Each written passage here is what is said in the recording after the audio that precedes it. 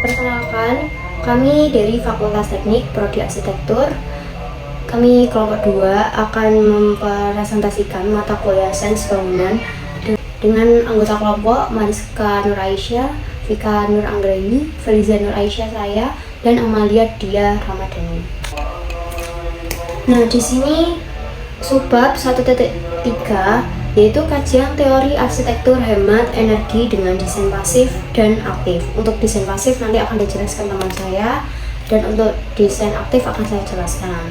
Nah, arsitektur hemat energi adalah pendekatan desain bangunan yang bertujuan untuk mengurangi konsumsi energi operasional tanpa mengganggu fungsi, efisiensi, kenyamanan, dan aktivitas penghuni dengan mengoptimalkan kondisi iklim, material, bentuk bangunan, serta teknologi pendukung yang nanti pasti akan kita bahas. Nah, arsitektur hemat energi ini sama aja dengan arsitektur berkelanjutan.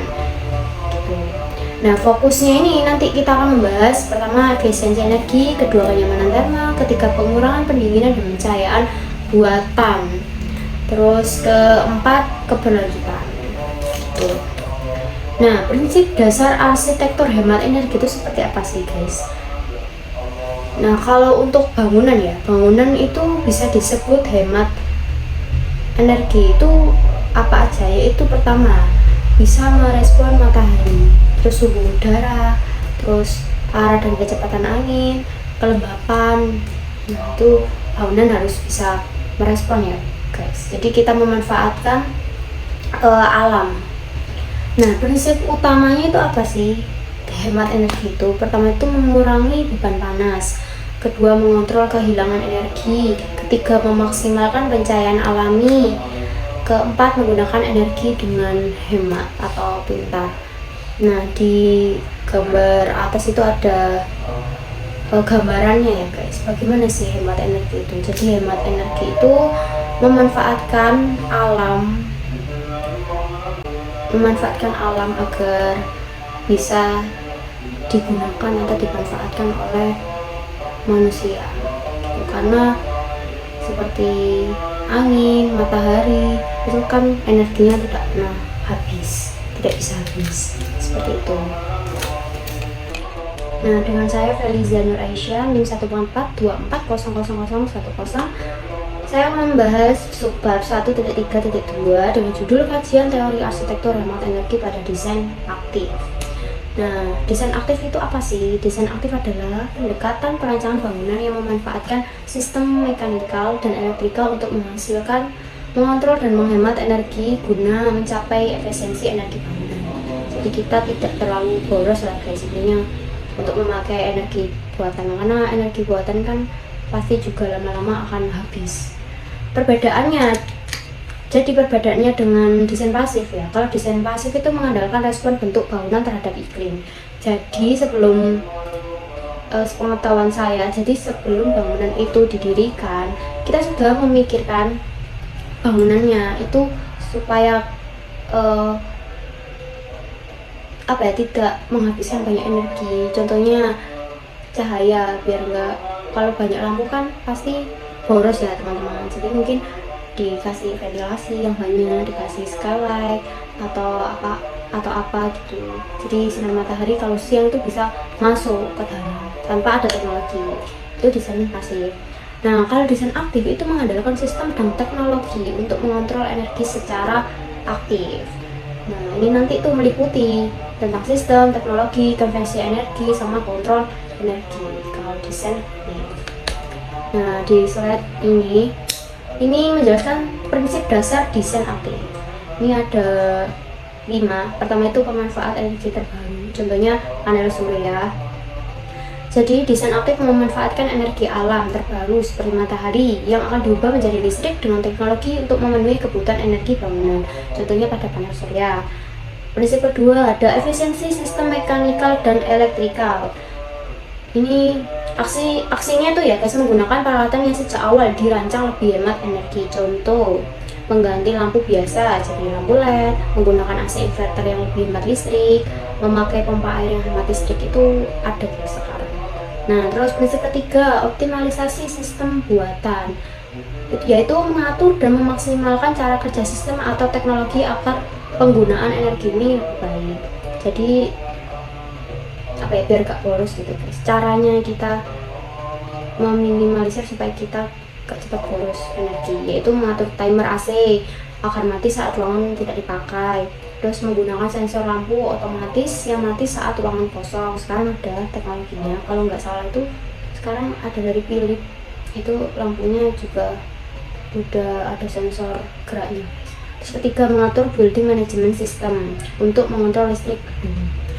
Terus prinsip keempat, sistem kontrol dan manajemen hemat energi, yaitu sistem yang mengatur dan memonitor penggunaan energi secara otomatis. Aksinya, contoh ya, lampu mati otomatis saat ruangan kosong, atau AC menyesuaikan suhu ruangan. Nah ini juga bisa lewat digital guys lampu. Jadi kita download aplikasi. Nah terus lampunya biasanya itu ada sini kayak bluetooth gitu. Itu bisa guys. Jadi kita kontrol lewat handphone. Nggak pribadi, misalkan kita lupa itu ya matiin, itu bisa. Terus prinsip kelima, integrasi sistem energi bangunan, menghubungkan semua sistem energi bangunan agar bekerja dalam satu sistem terpadu. Contoh yang mudah dipahami, panel listrik, terus atau panel bawah mengatur distribusi ke seluruh bangunan gitu guys. Nah jadi energi itu disimpan terus dikontrol, mau misalkan mau disalurkan kemana-mana gitu. Itu sih guys. Nah ini rekomendasi arsitektur hemat energi di beberapa bangunan. Pertama itu bangunan sederhana, biasanya tuh menggunakan lampu LED, AC inverter dan panel solar yang kecil, itu sudah cukup. Terus bangunan tinggi menggunakan sistem AC terpusat hemat energi. Biasanya kalau setauku tuh ada yang namanya AC sentral guys. AC sentral itu juga ada termostatnya, jadi dia itu lebih hemat karena mesin outdoornya itu ada satu atau dua gitu. Apalagi kan gedung, kalau misalkan gedung dia ruangannya besar terus kita pasang AC biasa, itu pasti energi listriknya itu akan cepat boros guys, karena kita kan harus masang outdoornya juga, dan outdoornya tuh pasti banyak sekali. Nah kalau misalkan AC sentral, outdoornya tuh bisa cuma satu atau dua kayak gitu, jadi lebih hemat. Terus pasti ada namanya BMS ya guys. Terus yang ketiga itu bangunan bentang lebar menggunakan skylight, ventilasi atap mekanis, kayak buka tutup itu bisa pakai remote, dan panel surya skala besar. Lanjut, dasar kerja desain aktif. Jadi ini cara kerjanya desain aktif guys. Desain aktif bekerja melalui pemanfaatan sistem teknologi untuk menghasilkan, menyalurkan, dan mengontrol energi secara efisien. Pertama itu konversi energi. Contohnya kita memanfaatkan energi dari alam, tapi kita juga membutuhkan alat guys gitu, untuk mengkonversi. Contohnya ini konversi energi matahari dijadiin listrik, itu bisa, tapi harus ada panel, melalui panel surya guys. Terus kedua, intinya konversi energi ini, energi diubah agar bisa dimanfaatkan oleh bangunan. Nah kedua ini efisiensi distribusi energi, ada panel listrik, inverter, sistem jaringan dan kabel. Tujuannya agar energi tidak terbuang dalam proses pemanfaatan energi. Ketiga, kontrol penggunaan energi. Kalau kontrol itu contohnya ada sensor gerak, timer gitu kan. Terus sistem penyimpanan box panel, termostat, BMS juga. Nah ini fungsinya tuh untuk mencegah pemborosan energi yang telah dikonversi tadi, jadi disimpan tuh gitu guys. Terus manfaatnya apa sih optimasi pada bangunan? Pertama itu menjaga kenyamanan thermal pasti ya guys. Thermal itu pasti berhubungan dengan kenyamanan guys, rata-rata seperti itu yang aku tahu. Terus mengurangi konsumsi energi berlebihan itu pasti. Terus di bawah ini ada diagram, jadi cara kerjanya itu secara garis besar sumber energi, yaitu contohnya matahari. Sistem aktif itu tadi ya kayak ada perantaranya gitu, kayak panel surya, distribusi itu kan, nanti itu untuk menyalurkan energi tadi guys. Bangunan itu ya bangunan yang kita tinggali gitu. Terus ini ada klasifikasi desain aktif ya guys. Pertama sistem pembangkit energi, terus kedua sistem pengondisian udara, ada VAC, heat pump, AC split yang tadi aku jelasin buat gedung tinggi itu bisa. Terus exhaust ini blower guys, kalau kalian nggak tahu blower, jadi biasanya kalau di pabrik itu pasti ada blower karena jadi udara panas gitu kan biasanya kan di pabrik itu karena mesinnya di dalam itu panas ya guys. Jadi udara panas itu dibuang ke luar gitu. Ini sistem pencahayaan, ada lampu LED, sensor cahaya, sistem dimer otomatis, dan lain-lain. Terus 4 ini sistem kontrol manajemen energi, ada tadi smart thermostat, BMS gitu.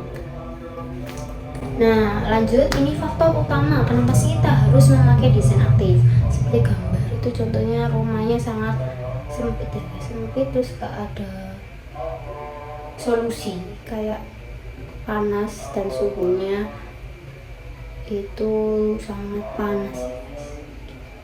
Nah pertama itu kenapa sih faktor utama kita memakai desain aktif. Pertama, efisiensi energi, mengurangi penggunaan energi dengan teknologi seperti panel surya, lampu LED, HV AC. 2. Kontrol otomatis bangunan, menggunakan sensor climate dan building untuk mengatur pencahayaan dan ventilasi secara otomatis. Jadi itu tidak membuang banyak energi. Terus ketiga, untuk kenyamanan thermal di rumah, jadi mengontrol suhu dan kualitas udara agar ruang lebih nyaman bagi penghuni. Keempat, pemanfaatan teknologi modern, mengintegrasi sistem digital untuk memantau dan mengelola konsumsi energi bangunan. Kelima, keberlanjutan lingkungan, jadi mengurangi emisi dan ketergantungan pada energi fosil sehingga bangunan lebih ramah lingkungan. Oke lanjut, ini teknis pencahayaan buatan gitu. Jadi bagaimana sih pencahayaan yang baik dan nyaman saat kita berada di ruangan ya guys. Nah, kenyamanan pencahayaan buatan adalah kondisi cahaya lampu di dalam ruangan yang cukup terang, merata, tidak menyalakan, dan sesuai standar sehingga aktivitas dapat dilakukan dengan nyaman dan aman bagi mata. Pertama, ini satuan pengukuran cahaya. Ada lux, satuan untuk mengukur tingkat pencahayaan pada suatu permukaan. Lumen, jumlah total cahaya yang dihasilkan lampu. Candela, intensitas cahaya dari suatu sumber. Dalam arsitektur, lux adalah satuan yang paling sering digunakan untuk menentukan kenyamanan pencahayaan ruangan. Nah ini ada rumusnya. Nah E ini sama dengan apa sih E? Ini kan rumusnya E sama dengan Pi bagi atau per A ya guys. E ini intensitas pencahayaan ya lux tadi. Terus P ini flux cahaya atau jumlah cahaya dari lampu. A ini luas bidang yang menerima cahaya. Oke lanjut, 2 penentuan kenyamanan visual. Nah biar nyaman nih, tingkat cahaya cukup sesuai aktivitas. Jadi kalau misalkan kita membaca, kadang-kadang kita harus membutuhkan lampu yang terang ya guys gitu, biar nyaman di mata saat membaca. 2. Distribusi cahaya merata di ruangan. 3. Tidak terjadi silau gitu. Keempat, kontras dan warna cahaya nyaman sehingga mata tidak cepat lelah. Itu betul sih guys. Ini contohnya aja, misalkan ya guys, kita belajar tapi lampunya warna biru tua, kan ada kan guys sekarang lampu yang macam-macam warnanya. Itu menurut aku bikin ngantuk ya guys. Nah terus bandingkan dengan lampu yang warna putih atau kuning cerah, bisa mudah saat kita membaca. Terus ketiga, standar pencahayaan ruangan. Beberapa standar pencahayaan yang umum digunakan dalam bangunan: koridor 100 lux, ruang tamu 120 sampai 205 lux, ruang kelas 250 sampai 350 lux, ruang kerja atau kantor 350 sampai 500 lux, perpustakaan 300 sampai 500 lux. Lanjut, ini teknik pendinginan dan penghawaan. Kondisi udara dalam ruang yang sejuk, bersih, dan memiliki suhu serta kelembapan yang sesuai, sehingga aktivitas dapat dilakukan dengan nyaman dan sehat. Nah, satuan pengukuran kenyamanan thermal ini pasti banyak kan tahu ya, itu pakai Celsius. Jadi menunjukkan tingkat panas atau dinginnya ruang. Nah, terus ada lagi kenyamanan kedua adalah kelembapan udara atau RH biasanya. Itu menunjukkan kadar uap air di udara. Nah ini ada contoh ya, kalau misalkan kalian pergi ke pabrik, apalagi pabriknya tuh pabrik rokok ataupun sebuk-sebuk kayak kopi atau ya minuman sasetan, pasti mereka itu memikirkan kelembapan udara RH-nya itu. Karena kalau misalkan sangat itu ya guys, kayak RH-nya tinggi atau kayak itu bisa jadi kalau misalkan RH-nya kering ya itu bisa apa ya, bubuknya itu jadi kayak leleh gitu, jadi nggak serbuk lagi itu. Jadi di pabrik-pabrik pun juga orang produksi juga membutuhkan namanya RH itu, sama kayak manusia. Terus ketiga, kecepatan aliran udara menunjukkan pergerakan udara dalam ruang. 2. Menentukan kenyamanan thermal. Nah, kenyamanan ditentukan oleh beberapa faktor, contohnya suhu ruangan stabil dan tidak terlalu panas atau dingin, sirkulasi udara baik, kelembapan udara seimbang, udara bersih dan tidak pengap. Ketiga, standar kenyamanan ruangan. Suhu ruangan yang nyaman bagi manusia itu sekitar 24-27 Celcius. Itu nyaman, guys. Kelembapan udara sekitar 40-60% RH di ruangan ya. Terus ketiga, kecepatan udara sekitar 0,15-0,25 m/s gitu, meter per second. Nah, ini strategi pencahayaan desain aktif. Pertama, integrasi dengan sistem energi bangunan. Pencahayaan dihubungkan dengan sistem energi lain agar lebih efisiensi. Contohnya tadi ya guys, biar lampu LED. Kedua, penggunaan lampu hemat energi. Ya guys, biar pencahayaannya ini bisa terpenuhi dan juga nggak boros energi. Dia pakai lampu LED. Terus ketiga, ini sensor cahaya otomatis. Lampu menyala atau redup secara otomatis sesuai tingkat cahaya alami. Contohnya itu sensor daylight yang mematikan lampu saat ruangan sudah terang. Itu sudah ada. Kalau itu pakai yang sensor gerak itu juga bisa ya. Biasanya di taman. Kalau misalkan kita jalan lampunya langsung nyala. Di tangga itu juga ada. Terus ini ada keempat, sistem kontrol pencahayaan digital. Jadi yang aku jelasin di ceritain tadi pakai aplikasi. Jadi kita beli lampunya, terus biasanya dikasih buku petunjuk guys, kita disuruh download aplikasi. Nah, jadi di situ kita bisa biasanya ngatur cahaya, ngatur warna lampunya. Kita bisa lihat wattnya gitu. Nah, strategi pencahayaan desain aktif memanfaatkan teknologi lampu hemat energi, sensor otomatis, dan sistem kontrol digital untuk mengatur pencahayaan secara efisien hingga menghemat energi dan meningkatkan kenyamanan pada bangunan. Nah, ini strategi pendinginan desain aktif ya guys. Pertama itu sistem kontrol suhu otomatis. Ini contohnya pendinginan diatur otomatis sesuai kebutuhan ruangan ya guys. Itu ada. Apalagi kalau misalkan AC sentral tuh pasti ada guys. Contohnya termostat digital atau kontrol melalui BMS. Nah, kalau BMS ini rata-rata pasti di gedung. Nah, terus chiller system pendingin skala besar untuk bangunan besar. Contoh water chiller pada mall, hotel, atau gedung perkantoran. Gitu guys. Jadi kalau misalkan kalian di mall itu sebenarnya daripada mereka pakai AC biasa yang banyak, nah mereka pakai ini guys, chiller, lebih menghemat. Nah, strategi pendinginan desain aktif menggunakan teknologi AC atau HVAC yang efisien dan sistem kontrol otomatis untuk menjaga kenyamanan suhu ruang sekaligus menghemat energi. Ini strategi penghawaan desain aktif. Pertama ini contohnya itu ada sistem ventilasi mekanis, menggunakan alat untuk membantu sirkulasi udara dalam ruangan, exhaust fan atau mechanical ventilation, atau bisa pakai blower, itu juga bisa guys, yang aku jelasin tadi. Biasanya di pabrik itu ada blower ya gitu. Ketiga ini air filtration system, menyaring udara agar kualitas udara dalam ruangan lebih sehat.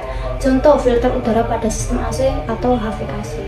Itu biasanya include guys. Nah, strategi penghawaan desain aktif menggunakan ventilasi mekanis, HVAC, dan sistem kontrol udara untuk menjaga sirkulasi udara tetap nyaman dan juga efisien. Nah, ini untuk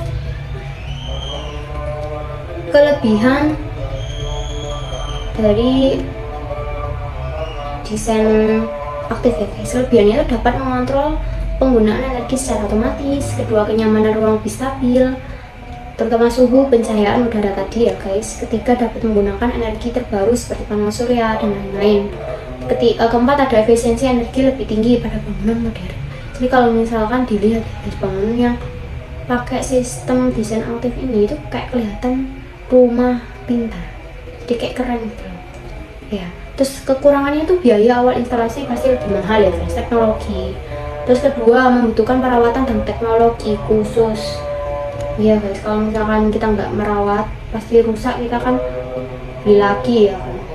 Jadi kita harus pintar-pintar merawatnya. Terus ketiga, ketergantungan pada listrik dan sistem mekanikal. Betul guys, kalau misalkan kita apa ya, ini bisa terjadi kalau misalkan terjadinya rusak. Misalkan nih kalian ada AC, punya AC, tapi sistem termostatnya dia itu rusak gitu, jadi mati nyala mati nyala mati nyala, itu bisa merusak listrik. Maksudnya bukan merusak listrik ya, kayak wattnya itu semakin besar kapasitasnya gitu, karena tidak terkontrol kan. Jadi ya itu tadi poin kedua, harus dirawat dan harus dicek sih. Terus keempat, jika sistem rusak kinerja bangunan bisa terganggu. Jadi kesimpulan dari desain aktif adalah pendekatan dalam arsitektur yang menggunakan teknologi dan sistem mekanis untuk mengatur kenyamanan termal, pencahayaan, dan kualitas udara dalam bangunan secara efisien.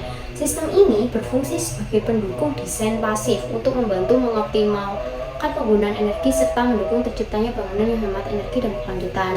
Jadi misalkan guys, ini terlanjur ya guys, kita ada suatu bangunan terlanjur kita membangun tanpa kita